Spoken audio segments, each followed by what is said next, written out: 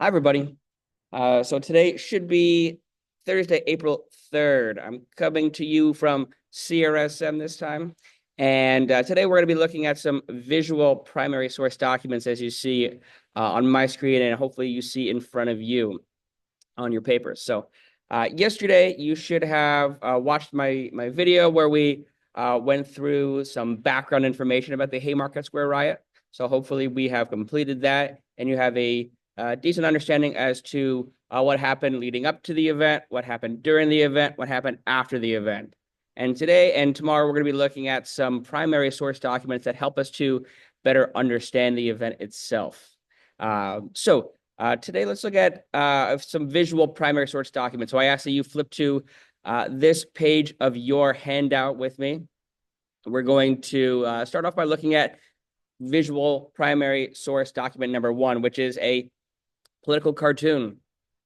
And before we begin with looking at this image, we need some information about this image. Okay, so I'm going to read this with you. I just ask that you follow along and annotate. All right. So Thomas Nast was one of the most famous American editorial cartoonists of the late 1800s. This cartoon of his appeared in the national news magazine Harper's Weekly shortly after the verdict was handed down in the trial of the Haymarket anarchists. Harper's Weekly covered the Haymarket riot and bombing heavily. It was relentlessly hostile towards the anarchists, depicting them as a grave danger to the republic, to the country. The female figure shown here was often used in political cartoons to stand for justice or the nation united in a just cause. Nast shows the figure's powerful hands. One of these hands has grasped the wriggling and helpless Haymarket defendants. The hand holding the sword has a wedding band labeled Union. Union. This female figure may also suggest the Statue of Liberty, newly arrived in New York Harbor. So let's take a moment. You can pause me, but take a moment and examine this image a little closely. Okay. Examine the image. And when you're ready, I'd like you to examine these questions. So I'm going to read them out loud and you can pause me throughout. Okay. I'm going to read them out loud and I want you to answer these on your own handouts. So question number 1, main idea or topic. In your own words, explain what the cartoonist's forward caption means and what it has to do with the Haymarket bombing. So the forward caption comes at the very bottom. Okay. Liberty is not anarchy. So in your own words, summarize, what do you think that means? How do you think it relates to the Haymarket bombing? Think back to what we talked about yesterday with anarchy.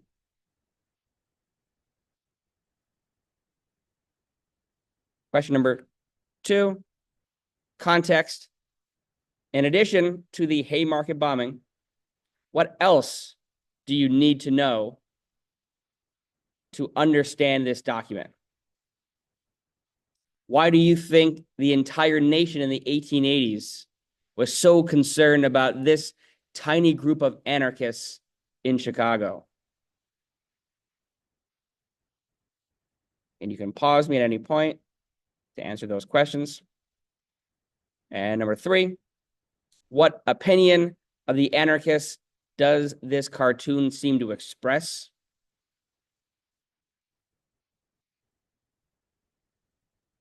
Number 4, why do you think that the artist, Thomas Nast, why do you think that he focused only on the female figure's hands? How does this focus add to the cartoonist's impact? What other visual features express its meaning and point of view? And then question number 5, usefulness. This illustration does express a clear bias. Okay, that's obvious. Could a historian still use this document as evidence of some sort? So how could they use this evidence? If so, does its bias add to its usefulness as a primary source, or does it make it less useful? So what do you think? Explain your thoughts. All right. So next, we're going to take a look at visual primary source number 2. Here we have 2 handbills, 2 flyers. Okay. I'm going to read the background information to give us some context. So as I do, please read with me and annotate. German immigrant August Spies was a key anarchist leader, editor of the Arbeiter-Zeitung, and a defendant in the Haymarket trial. On the morning of May 4th, he agreed to speak at the Haymarket meeting set for that evening. Later, at the Arbeiter-Zeitung, he noticed a handbill calling on workers to attend the meeting. It is the one on the left.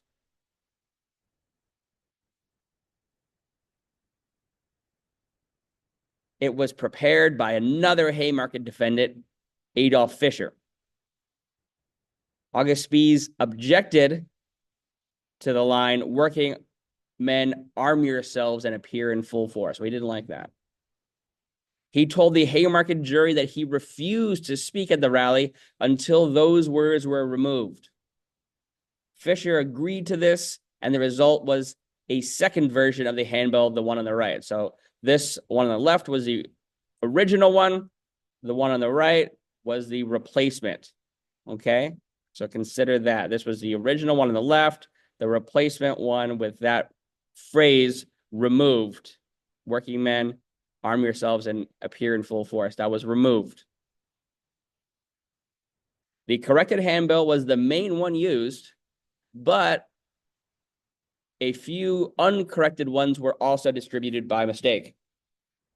Prosecutors said that the uncorrected handbills proved that the anarchists had planned violence. But Fischer said he put the "arm yourselves" line only in there because, quote, "I didn't want the working men to be shot down in that meeting as on other occasions," just like the day before. So consider that, all right? And you can pause me here to read and compare if you would like.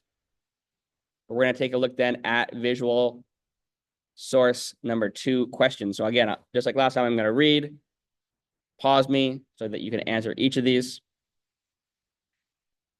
Number 1, main idea or topic. Briefly describe these 2 documents and explain what their main purpose was. So describe what they are, explain what their main purpose was. 2, context. The 2 handbills taken together are important to any understanding of the Haymarket bombing and trial. From what you know about the bombing and the trial itself, so what we learned yesterday, can you explain why? What else about Chicago or the nation at the time helps explain what you see in these handbills? So what else do we think we need to know? Okay. 3, visual features. These handbills are made up only of words, yet the way they are designed does help add to their meaning. What design features, typefaces, type sizes, arrangements, the way that it's set up, what does that do to help add to their impact? So take another look at the way it's set up. And then lastly, number 4 here. What use could a historian make of these 2 handbills taken together? What use, if any, could a historian make if only one of those handbills existed? All right, so after you've answered those 4 questions, what we're going to do, if you're going to compare these documents, okay? Our big question here is, which of these two primary source documents would be most useful to a historian who was trying to understand the Haymarket Square riot? So if we're, imagine we're a historian, and if we want to understand what happened, which of these two documents, these visual documents, do we think would be most helpful? Okay. Document 1, the picture, the cartoon, or document 2, in this image here, the 2 handbills. Okay, so all I want you to do is, on your handout, check which one you think would be most useful to a historian who is trying to understand this event. And then lastly, what we're going to do is write a short comparison. Okay, I want you to decide, right, which one did you choose? Which one do you think would be most helpful to a historian? Write that number in here, either number 1 or number 2. And then why? Explain why you chose that document. Okay, why do you think that would be most useful to a historian trying to understand the Haymarket Square riot? And then lastly, which document did you not choose? Either 1 or 2. And then I want you to respond below here.